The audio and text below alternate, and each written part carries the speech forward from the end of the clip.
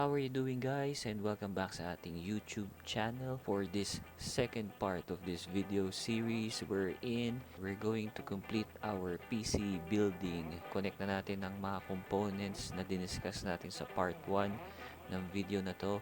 If you haven't watched the part 1 of this PC build, click the link above para magkaroon kayo ng idea on what components to buy before proceeding with this build. By the end of this video, we're going to make it work. Hopefully, sa mga sumusunod sa video na to, lalo na sa mga first timers na gustong mag DIY ng PC building, sana by the end of the video, mapagana natin ng walang problema ang PC nyo.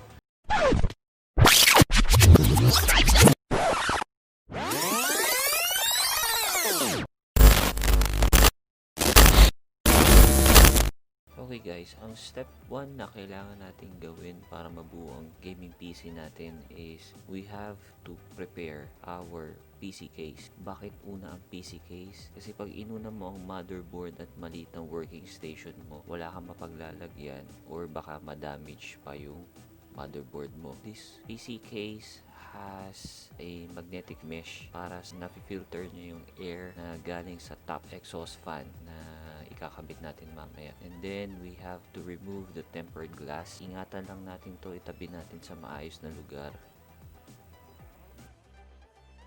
Then we have to flip the PC case backwards and we have to open the back panel. Dalawang screws to sa taas at sa baba sa may gilid niya. Sa mga bagong PC case, baka hindi siya kayanin ng hand screwing, so kailangan nyo ng screwdriver. And then slide it papuntang right, matanggal nyo na yung PC case nyo. So at the back of the PC case, you will see cables, the front panel connectors. Tanggalin lang natin tong cable tie, and then you will see the free brackets and screws na libre sa PC case nyo. And then ito yung mga front panel connectors. Mamaya pag-uusapan natin kung saan to ilalagay and kung paano ito ilalagay sa motherboard isa-isa. Okay guys, let's continue on preparing our PC case. Now for this case, meron na siyang 4 pre-installed pegs na makikita nyo dyan sa loob ng PC case. That means na yung 4 pre-installed na pegs na yan is standard na ginagamit ng mga motherboards regardless of what size. Kung mapa ATX ba yan or micro ATX. Kaya yan naka-install na dyan. And also, you will see letter markings on the PC case. Makikita nyo kung MATX or A lang. Meron na tayong 4 na nakalagay na standard sa PC case natin. And also, we need extras na ilalagay dito sa gilid, which is labeled as MATX as well. So, makikita nyo yung mga extra screws na yan sa inyong free screws inside the PC case. Ibang PC case generous sa mga screws, but for this napansin ko sakto lang siya. So kailangan natin ingatan yun, pag nawala, wala na tayong spare. So i-install lang natin tong 3 extra pegs na kailangan natin sa motherboard. Okay guys, all of the pegs are in place. So pupunta naman tayo sa ating motherboard. Now, if you don't have a ground mat or a pressure mat, use your box and then doon nyo ilalagay yung inyong motherboard. This is our micro ATX motherboard, the B550M. Okay, set aside muna natin siya and then we'll get the CPU or the processor. This is the Ryzen 5 3600. So, i-open muna natin siya.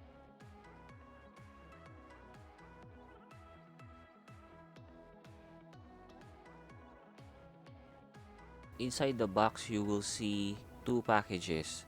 The CPU, and then may malaki siyang box which is the stock heatsink na libre dito sa package na to. So this is the Rate Stealth Cooler. It's a stock or a basic heatsink na libre dito sa Ryzen 5 3600 na package. So ganyan yung itsura niya. Okay, and then we'll set this aside first, and then ito yung Ryzen, the front one, and the gold pins at the back. Okay, babalik tayo sa ating motherboard. You will see a lever that you need to pull up.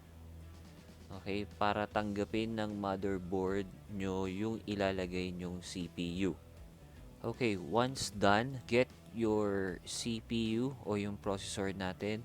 Be very careful on getting the CPU from its case.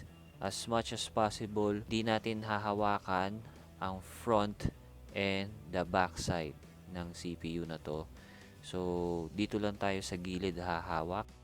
So, ganito ang pagkuha niya from the case.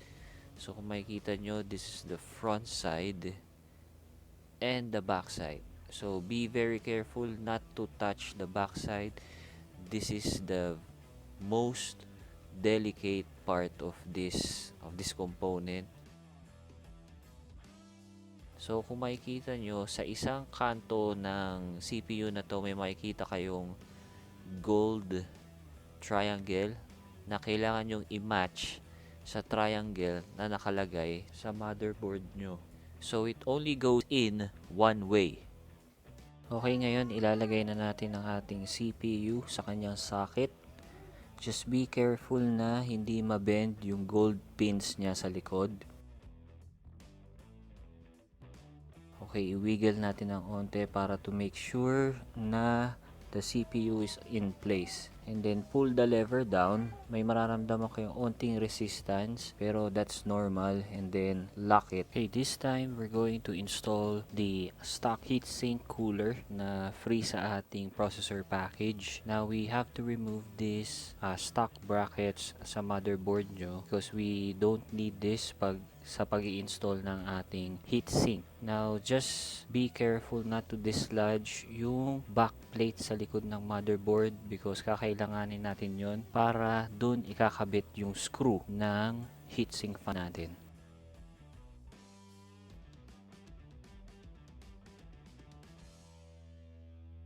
With the package, you will see a free thermal paste. Pwede nyo i-apply sa ibabaw ng processor nyo. However, there is a thermal paste applied already on the heatsink. Pero kung gusto nyo lang makasigurado at you have an ample amount ng thermal paste bago nyo ikabit yung heatsink, then you can use this free thermal paste. Now, paano nyo malalaman kung enough na ba yung thermal paste na nalagay nyo? The size of a grain of rice will do. That's the right amount of thermal paste na kailangan nyong ilagay. Right, once you apply the thermal paste, we're ready to install the heatsink fan. Now, you have to carefully align the screws para makabit to ng maayos. Now, you need to apply a little pressure para kumagat yung mga screws niya papunta dun sa back panel ng motherboard. Now, these screws are spring-loaded type of screws. May maririnig kayong click, click, click, click, click habang ini-screw nyo yung heatsink fan sa motherboard, and that's normal. The correct way to screw this heatsink fan is using the cross method or yung X pattern na tinatawag natin to apply equal pressure on all sides of this heatsink.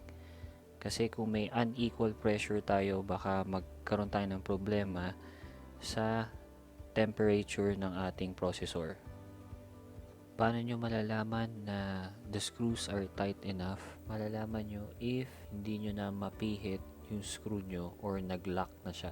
After installing the heatsink fan, we have to connect the fan's power supply sa ating motherboard. Makikita nyo to sa bandang top right corner or top right part ng inyong motherboard. Sa motherboard nyo, may naka-label na CPU fan. Now, let's proceed on installing our memory card. We have two 8GB sticks. Now, how to install the memory card? We have 4 memory card slots on the motherboard labeled as A1, A2, B1, and B2. Please refer to your motherboard's manual kung paano i-install ang inyong memory cards. Now for this motherboard, you will see a label on the motherboard that you need to put the first two memory cards on slot A2 and slot B2. Also, you can see latches on the memory slots. So, kailangan natin i-open yon para ma-install natin na maayos yung ating memory card. Yung ibang motherboards, isa lang yung latch niya. But for this motherboard, you have two. So, be mindful of that. Right now, we're going to match the notch on your memory card sa notch ng inyong motherboard. So, it will only go in one way. Align the memory card on the memory slot and then apply equal pressure on both sides of the memory card para mas madali siyang ma-install. Paano nyo malalaman kung nakalapat na yung memory card nyo? Yung inopen nyo na latches kanina ay magsasara yun. Or may marinig kayong click.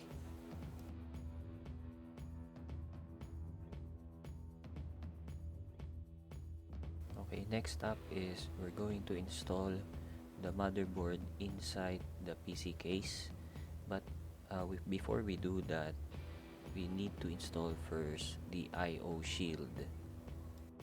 Now the I/O shield can be found inside the package of your motherboard. Paano nyo i-install ang I/O shield nyo ng tama? You see where the audio jacks are on your I/O shield. Kailangan it will face the bottom part of the I/O shield. Ganito magiging itsura niyan. Now, kailangan natin ng pressure para ma-install ang I/O shield sa gilid ng inyong PC case. You must hear clicks on all side of the I/O shield para ma-assure nyo na nakakabit na ng mabuti ang I/O shield sa gilid ng PC case nyo.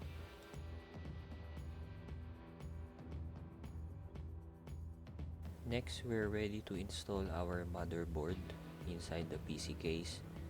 Now, you need to carefully align the back panel connectors of the motherboard sa inyong I/O shields. So, dapat yung mga butas ng I/O shields nyo will connect sa back panel ng inyong motherboard. Also, at the same time, dapat sakto yung mga butas ng motherboard nyo sa pegs na pinrepair nyo earlier dun sa loob ng inyong PC case. Now, kailangan na natin i-screw ang motherboard sa ating PC case using the pegs that we set up before. Now, we have to use a magnetic screwdriver para mas madali ang pagsuscrew ng maliliit na screws na libre dito sa ating PC case. But remember, dapat tamang higpit lang and also para hindi mag-loose yung thread ng inyong screws. Now, after installing the motherboard, punta muna tayo sa likod or sa back panel ng ating PC case kung nasaan ang ating mga front panel connectors. Now, we have to insert these front panel connectors sa isa sa mga slots ng inyong PC case para ma-access natin siya sa unahan papunta sa ating motherboard.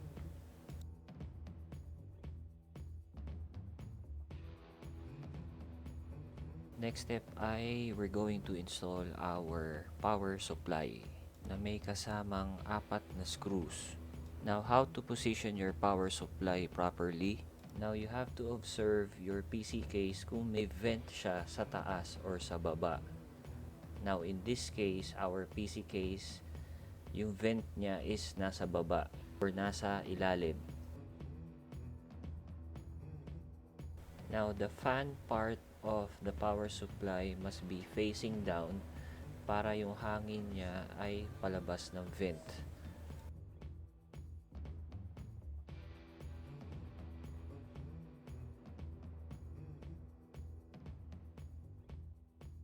And just simply screw the 4 corners of the power supply. Just make sure that it's tight enough para hindi gumalaw-galaw sa loob yung power supply nyo.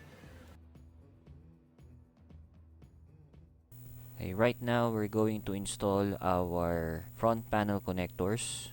Yung part na to is a little bit tricky Kasi yung mga connectors na makikita nyo sa motherboard nyo have patterns. So you need to match that pattern from your motherboard to your front panel cable or front panel connectors. Kasi kung hindi nyo na-match ng maayos, maaaring hindi nyo maipasok yung cable or mabend yung pins, which is not good. Now, the first panel connector that we will install is the USB 3.0.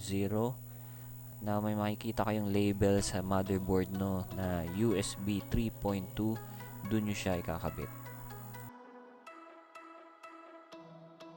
Next, we're going to install the front panel USB 2.0 and the audio jacks. Yung front audio jack, dito natin siya ikakabit. And yung front USB, dito natin siya ikakabit. Just remember na may pattern yung mga pins nitong dalawang connectors na to. So you have to match the patterns sa front panel connectors para hindi mabend yung pins.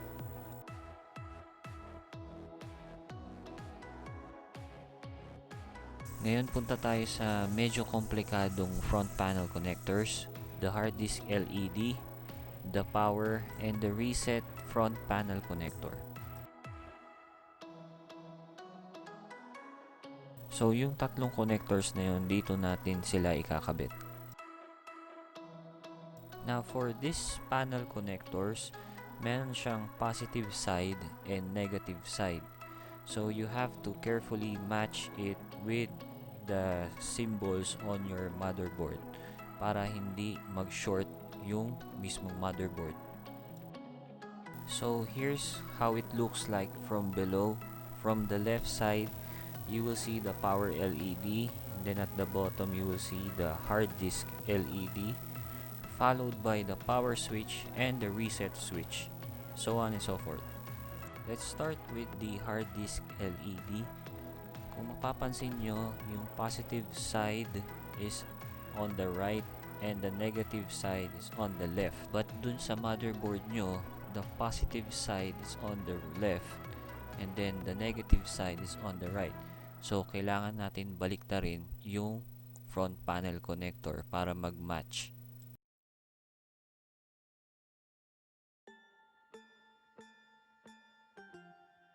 Next na ikakabit natin is the power switch.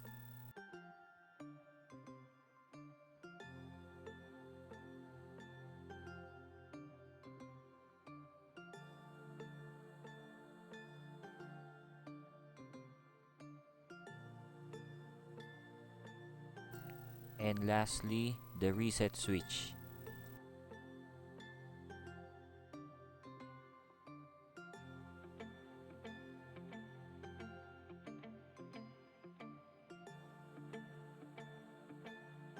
Yung PC case natin has a front LED spectrum. So, meron siyang extra front panel connector for it. So, dito natin siya i-install sa motherboard labeled as D-LED2 as per this motherboard's manual.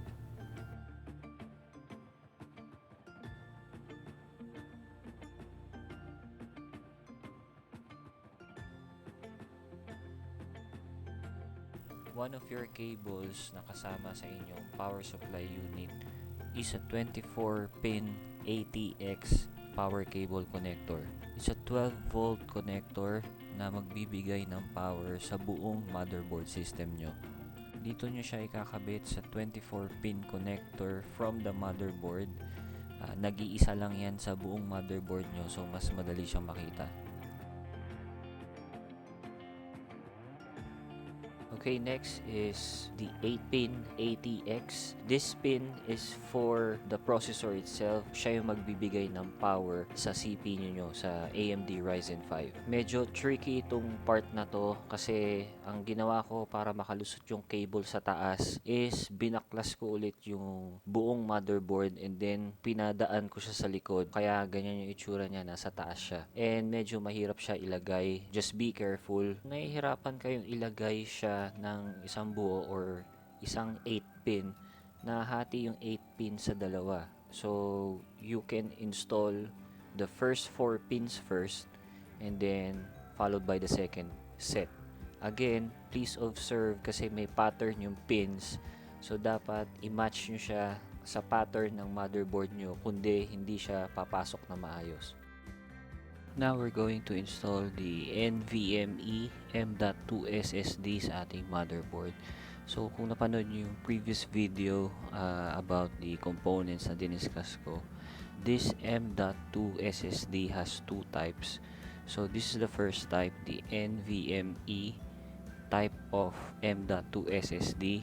Yung isa is an SATA SSD M.2. So, anong difference ng dalawa? Itong NVMe SSD na M.2 has, kung papansin nyo, dalawa lang yung ngipin niya. Yung SATA na SSD na M.2, tatlo yung ngipin niya. So, that's the difference. In terms of speed, mas superior yung NVMe type ng M.2 kesa sa SATA SSD na M.2. Now, yung SATA SSD na M.2, parehas siya sa 2.5 na SSD na common na ginagamit ngayon. But the difference is, ito hindi kailangan ng SATA cable. 2.5 na SSD kailangan ng SATA cable.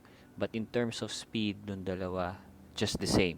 Mas superior pa rin yung NVMe na M.2 SSD. So, i-install na natin siya ngayon. Now, yung ibang motherboards, naka-pre-install na yung screw for the M.2 na SSD, but for the Gigabyte motherboard, naka-install na siya ngayon. So, we have to remove the screw para malagay natin na maayos yung M.2 na SSD natin. So, if you could use a magnetic screwdriver, handy siya sa mga ganitong screws kasi sobrang liliit ng mga screws ng motherboard. Now, kung mapapansin nyo, may pre-install na peg para mag-support dun sa M.2 na SSD. So, i-align natin yung end nung M.2 SSD doon sa peg na yon, and then we will screw it para stable yung pagkakakabit niya sa slot sa motherboard. So, all we need to do is just insert yung may gold-plated end ng M.2 SSD dito sa M.2 slot ng motherboard nyo.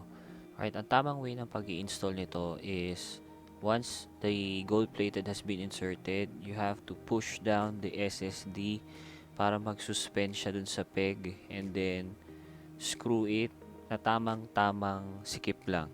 Okay, para hindi mag-loose yung screw sa peg. Now, i-install na natin yung ating GPU, yung 1660S Super ng Asus. First, you need to remove the first two brackets sa likod ng inyong CPU case. The first two brackets are the standard na exact position ng inyong GPU. So, kung makikita nyo, yung end ng GPU is saktong-sakto siya sa first two brackets. So, paano tanggalin to? Itutulak nyo lang siya paloob, and then you just have to snap it out.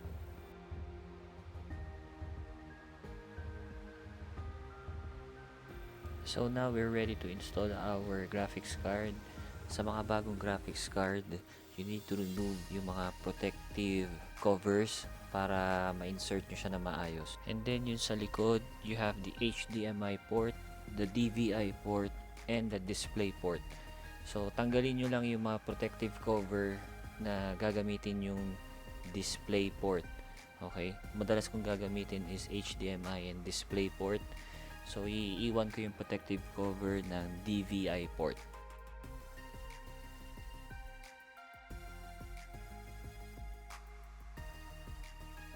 Right, you will see on this part of the graphics card, para siyang dalawang ngipin. Now, you need to insert this sa gitna ng wall PC case and sa gilid ng inyong motherboard. So, may makikita kayo doon na tiny space that you need to insert this part. So, once na ilagay nyo na yung part na yun dun sa tiny space, it will align yung PCI slot ng graphics card dun sa PCIe Express slot ng motherboard nyo. So, you just have to gently push it down. Okay? So, kung mapupush nyo siya ng equal force on each side, much better. Once the graphics card has been installed, so you need to return the screws na tinanggal nyo sa likod ng inyong PC case before removing the brackets. That will secure your graphics card in place.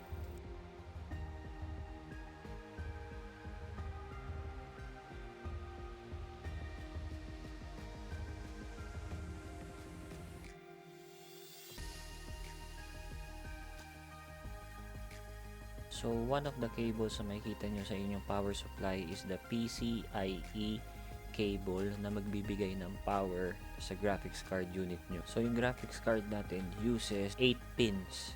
So, yung ibang graphics card uses 6 pin. That's why ganito yung itsura ng power supply cable ng inyong graphics card. So, it can be converted to an 8-pin power cable. So, be careful din sa pagkakabit or pag-install ng power supply na to, because it also follows a pattern. So, pag mali, hindi papasok. Okay, now we're going to install our auxiliary fans. So, paano i-install to, or paano nyo malalaman kung ano yung tamang airflow or kung paano yung buga ng hangin sa auxiliary fan. Yung ibang auxiliary fan has markings kung saan papunta yung direction ng hangin. But if you don't see any markings, ang palatandaan dito is yung bracket ng auxiliary fans. Kung nasa ng bracket, dun papunta yung hangin. We're going to install 6 auxiliary fans. So, isa sa likod, dalawa sa taas, and 3 sa harapan. So, magiging exhaust natin is yung sa likod and yung sa taas.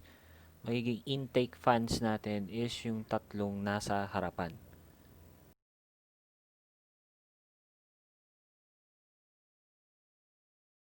Ngayon, pupunta tayo sa back part ng ating PC case. We're going to install our hard disk.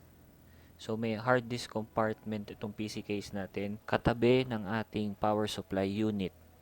So, yung PC case natin has free brackets. It's like a slide bracket na gagamitin natin sa ating disk para ma-mount ng maayos itong hard disk natin.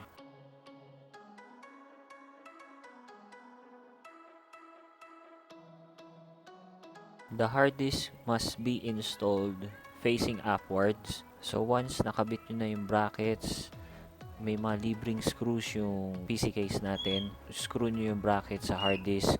So, once na-install nyo na yung brackets, i-align nyo siya dun sa slide bar ng hard disk compartment. And then, i-press nyo lang siya pababa. You also need to install the SATA power cable. To connect your hard disk to the motherboard, we need a SATA cable. Makikita nyo to sa package ng inyong motherboard. Just connect the other end of the SATA cable sa hard disk. And then the other end, kailangan nyo ilusot siya paharapan para makita siya sa harapan ng motherboard.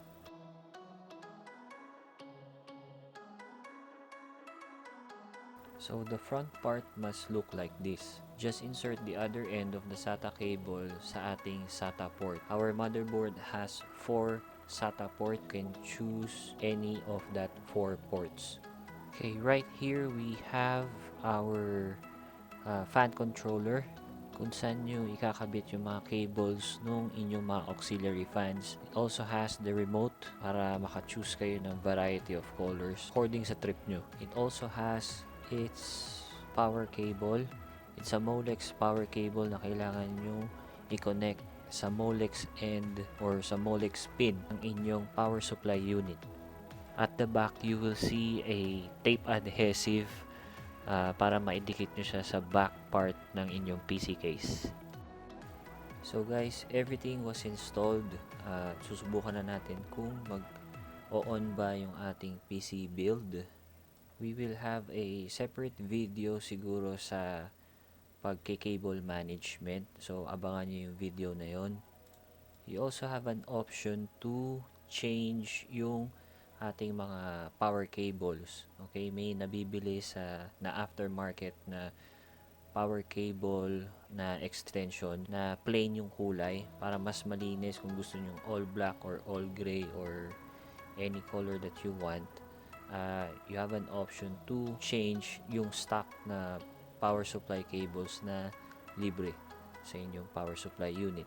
So, turn on the switch sa likod ng inyong power supply unit. Kung mapapansin nyo, umilaw yung light indicator ng GPU. So, that's a good sign. Buksan na natin yung ating PC build. Okay, congratulations on building your very first own gaming PC by yourself. So, as you can see, everything is working.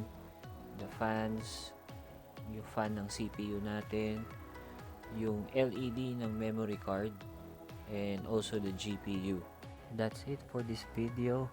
I hope makatulong to sa mga newbies na gustong bumuo ng kanilang unang gaming PC. So, if you followed my instructions ng maayos, wala kayong magiging problema. Please don't forget to share this video para rin makatulong sa ibang gustong mag-DIY on PC building. Hope you like this video. If you do, please give me a thumbs up. And don't forget to click on the subscribe button. Click the bell icon as well so that you'll get notified of my future uploads. Don't forget to leave your comments down below if you have questions. I'll do my best to answer those questions. So see you on my next video. So siguro magbe-benchmark tayo ng performance ng PC build na to. Thank you all for your time on watching this video and please stay safe.